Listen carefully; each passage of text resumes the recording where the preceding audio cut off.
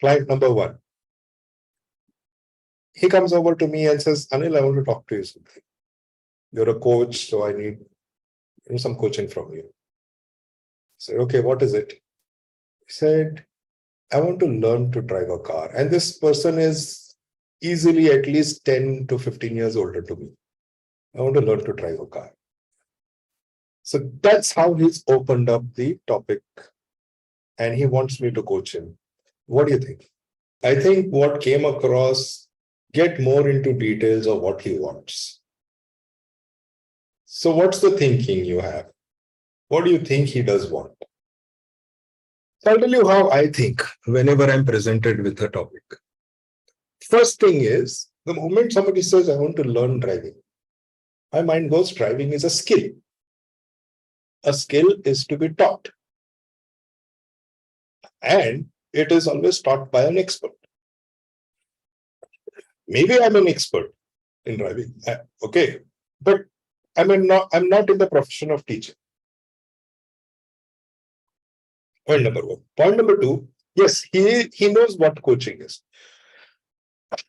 He knows coaching is not about teaching a skill. And yet he's coming to speak to me in the capacity of a coach. He knows coach is not going to impart a skill to me.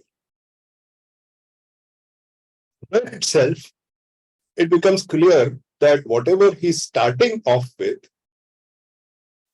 is a surface symptom of something else altogether. It's a surface level symptom of something else altogether. Given that he knows what coaching is. See, sometimes you will get clients who don't know what coaching is. So they'll say, okay, oh, but I thought that's what you do, coach, right? You coach people how to get better at something. So you're saying you don't teach driving? You don't teach me how to get better at driving? I mean, people will come up with that. Leave those people aside. But this is a person who knows what is coaching. So it's clearly something else. Now the question is, how do you navigate? How do you explore to figure out what is that something else? The point I want to highlight is always your radar must be up. That when the client says, I want this, not just at the start, even 20 minutes into the conversation, the client may say, I want X. And your radar must be, wait a minute, is X truly what he wants, he or she wants? Or could X be some kind of a connection people see? I'll tell you in my experience, what I have found is people they have a core thing that they're dealing with. And in attempting to deal with that, they have explored many things, they have done many things, they have had many thoughts around it, and those thoughts build up into that, if I did X, then this core will get dealt with. So what they're presenting to you is X, because they think by dealing with X, they will deal with the core. In a manner of speaking, they are lying. They're not lying to you. They're lying to themselves. Because they've created the story in their mind that doing X is going to help me deal with the core. So then the question is, to begin with, your radar must always be up. Is it truly X or is there a core below that X? All the time, not just at the start, but throughout the conversation. And then, how do you delve into getting the client to explore what is it truly? Just to share a little bit more in this particular case, this person stays in Bombay. I am in Bombay at the age of, say around 60, I would say, reasonably well-to-do. First and foremost, I don't believe there is a person who wouldn't have learned to drive all the way up till age of 60, although there could be exception. But leaving that aside, he had come to a place, traveled all the way up to a place where he had met me. So out of curiosity, I asked him, okay, if you don't drive, then how have you come to this place? So he said, because you don't have a car? He said, I have a car. Then how did you come? Because I have a driver, he drives. If you have a driver, why would anybody want to drive in the city of Bombay? I mean, look, if I can afford a driver, any day I would say, driver, you please drive. I am sick of this driving in this city. It's nightmare. So then I said, okay, if you have a driver, why do you want to learn to drive yourself? So maybe someday if I can't afford a driver. I said, if you can't afford a driver, will you be able to afford a car? I mean, just this was out of curiosity. And that's the point where he said, but Anil, there's something you don't understand. Anytime your client comes back and tells you, but oh God, Radhakant, Gaurav, Nidhi, this is something you don't understand. Good. Because that's when they will go to the layer which is below the X. That is what they had not discussed with you when they started. Let's take one more example. So this happened during a coaching conversation. That's known as observed practice coaching. So after the classroom training gets over, we get into observed practice coaching. So during observed practice coaching, one student is coaching, the other is the client. And the client, in this case, I'll name him Andy. Andy said, I want to develop a macho physique. Muscular, six-pack, that kind of.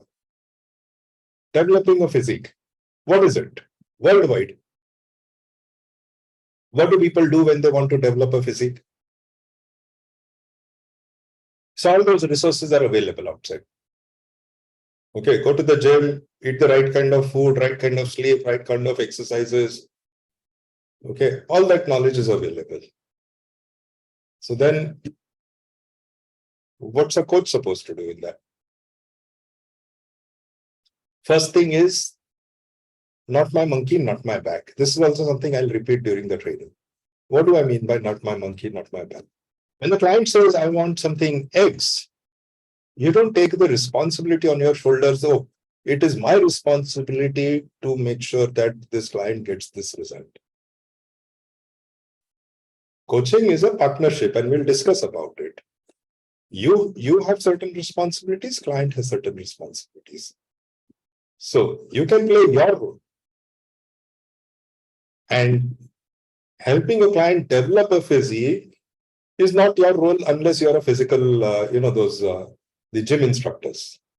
If that is one of your additional professions, fine, but not in coaching. Like I have a student who's also a Zumba instructor and a nutritionist. So people come to her for advice on that, on how to slim down and all those things. So it's part of a profession, but it doesn't fall into coaching. So then the point is, how can a coach help? How would you go about exploring and digging deeper into this? How would you bring this client to the point where, but coach is something you don't understand? I think that's the crux of where we are going to, what lies behind the veil. And then how do you unveil it? Direct exploration of either why me, in whichever words, or direct exploration of for what? Six packs for what? What do I mean by direct? It's sometimes you just want to slice off the cucumber so that you get to the core of it without necessarily peeling the skin off. Okay, so that's the metaphor that comes to our mind. Okay, you can of course be gentle about it, but still the approach is that a nice clean slice so that the cucumber opens up versus you peel, and then you reach the center. Both approaches are valid. It's not that one is better or one is worse. They're all different approaches. Just to kind of build up on or share with you what happened at that time was, after the coach did the coaching, a lot of people begin their coaching journey. They are learning the basics, the structure of coaching. So in order for them to go through the structure, sometimes they just take the client's words at face value and coach the client on that face value topic. So that's what this student coach did. And then it came up for opening up for feedback. And then I said, okay, let's go with this. For what? 6 packs for what? So his response was, so that if I can walk, if I walk into a room full of people, people should turn their eyes and look at me and say, wow.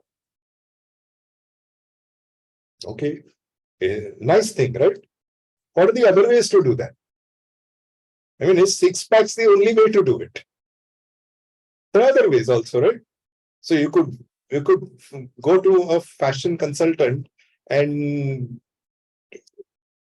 clothe yourself up in such a way that you become the center of attraction of the room. I mean, and that's the point where he said, Patan, there's something you don't understand.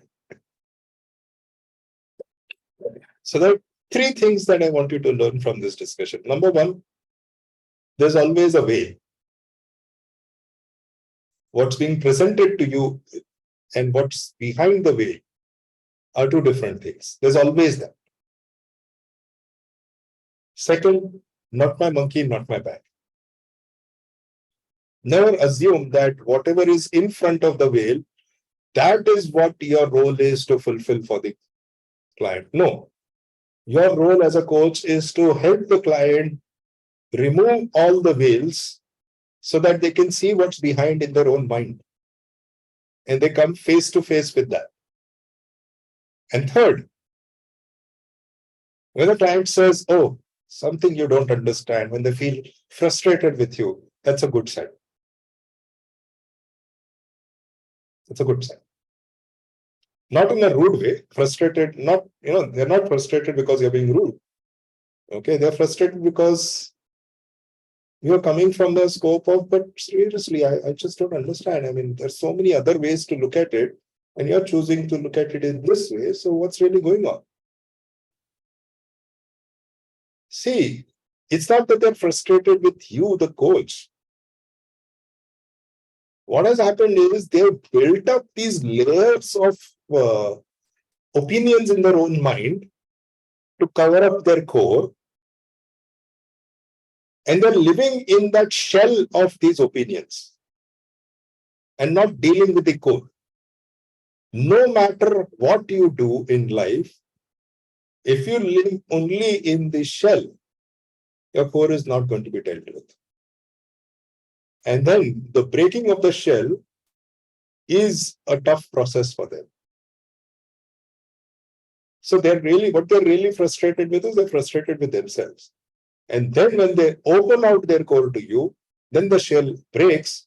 And that's when they have the moment of discovery, as we call as the coaching moment, the aha moment.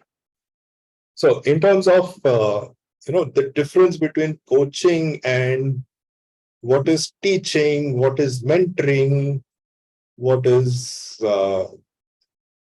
counseling, what is therapy, this is where you come down to.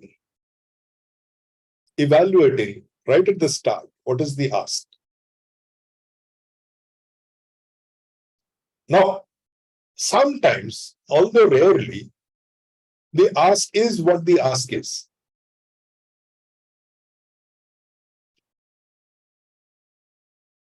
Yeah, I want to learn how to play the keyboard. Sometimes it is that. If it is truly the ask, then the question, okay, teacher can teach you. How can I help? That's where maybe if they are familiar with coaching and they're still coming to you, then you create the distinction that, hey, teaching can be done by someone else. How can I help from the coaching point of view? And then they'll say, no, you know what, my mind gets stuck and this is what happens in my thinking process. I feel anxiety, I feel lack of confidence. Okay, fine. So then that is what we will deal with as a part of the coaching process. So the distinction becomes clear between what the client wants as an end result versus what is the ask from you, the coach.